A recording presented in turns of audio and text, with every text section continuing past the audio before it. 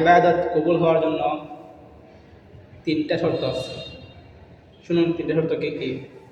আল্লাহ তাআলার নিকট ইবাদত কবুল হওয়ার জন্য, আমরা যে ইবাদত করি আল্লাহ তাআলার নিকট, কবুল হওয়ার জন্য শর্ত হলো তিনটা।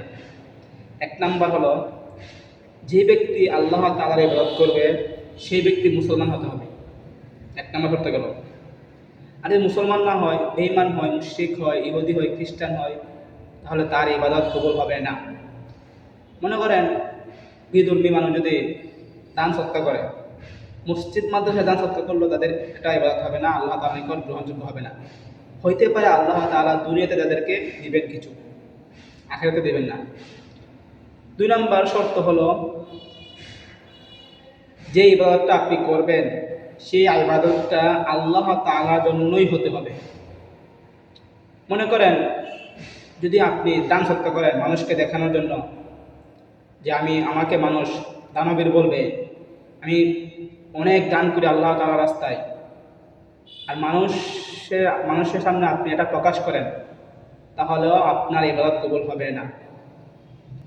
মানে আপনি যে ইবাদত করবেন সেটা একমাত্র আল্লাহ তাআলার জন্যই হতে হবে।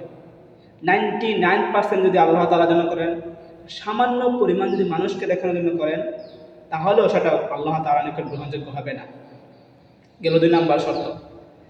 3 নাম্বার শর্ত হলো, হালাল খেতে হবে। যদি আপনি হারাম খান, আহার করেন, তাহলে আল্লাহ তাআলার নিকট আপনার ইবাদত গ্রহণযোগ্য হবে না। যদি কেউ সুদ খায়, ঘুষ খায়, অন্যায়ভাবে অন্যের মাল গ্রাস করে খায়, তাহলেও তার ইবাদত আল্লাহ তাআলার নিকট কবুল হবে না।